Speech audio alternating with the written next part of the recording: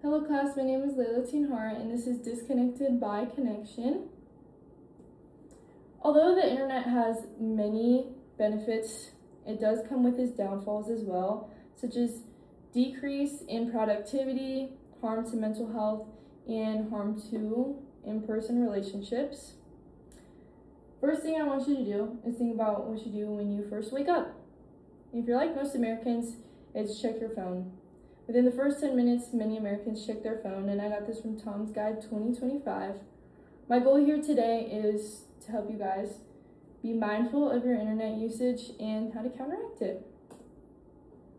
My credibility statement: I use the internet a lot. I use it for school, online classes, then I use it a lot at work, and then also it can be used in free time. I've done lots of research on the effects of the internet and how spending too much time on it can have its downsides. From that, I've deleted social media completely, and I noticed I spend a lot less time on my phone and more time doing productive activities, which I want to encourage you guys to do as well.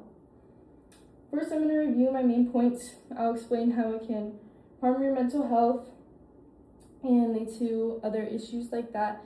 Then I'm going to go into how it reduces productivity, and then finally how it affects in-person relationships. First topic, mental health. Excessive internet use can impact your mental health negatively.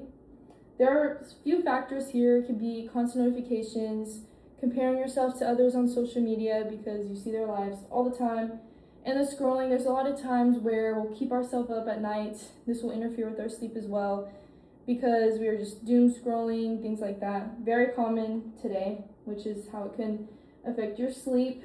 It can increase anxiety, stress, the feeling of loneliness, interfere with your sleep, as I said. Research from the American Psychological Association found that excessive social media use can interfere with sleep, physical activity, and in-person social interactions. Adding to that activities as endless scrolling may contribute to psychological harm. Next, I just have this graph, and basically the blue is people who spend 4 hours or more on the internet, screen time, things like that. And then gray is, or then this is less than 4, the green. So as you can see, the correlation here is there are more anxiety and depression symptoms of people who spend 4 hours or more, and then the people who spend 4 hours or less have significantly less anxiety and depression. This side anxiety, that side is depression.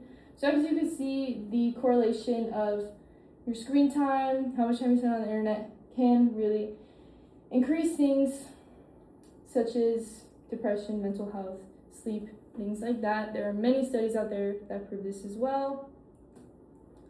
Productivity. Many people think that they can multitask online, get multiple things done. However, there are factors that go into that as well, such as constant notifications, checking your phone when you're at work or studying.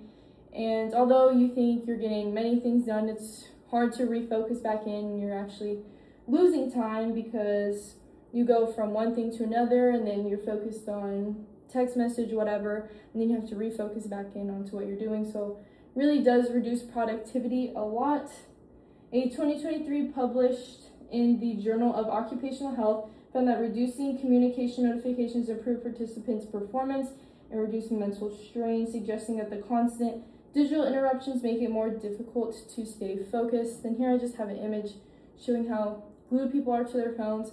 I remember when I was in high school, people would spend the whole class on their phone, just really not getting work done, things like that, which I know that they have made more rules to kind of counteract it. But it's because of things like this, it's hard to lock in essentially and get things done.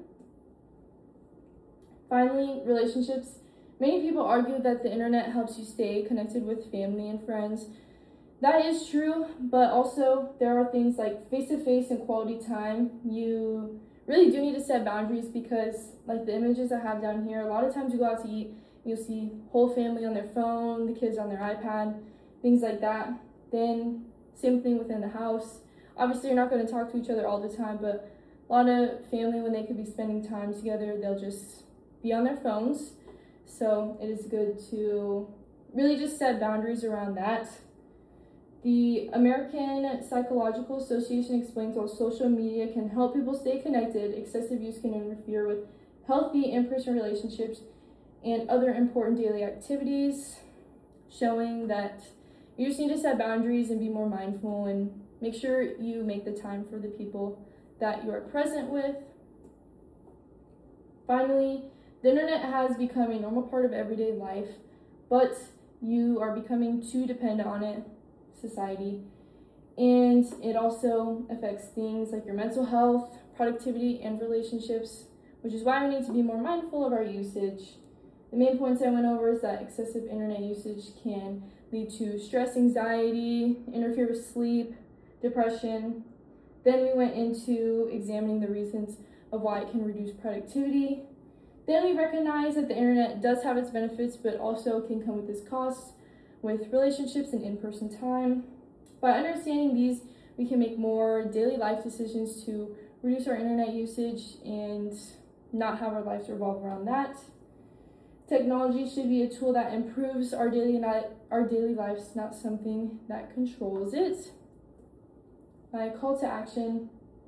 I hope today you guys really learned about social media usage, internet usage, things like that, and to be more aware and to find more of a healthy balance in between the two. You don't have to completely cut it off, but it is important to have those boundaries. If you do agree with this, I encourage you to set a daily screen time on your phone. Avoid checking your phone when you first wake up, maybe wait 30 minutes or so. Be present in the moment. A lot of times, this is a big one I'll see, like I mentioned before, people at dinner, people at lunch, people out to eat, everyone is just always looking down at their phones. It's very important to be present in the moment because you never know, when you're gonna not see someone again, so it's just important to really soak up the time with them.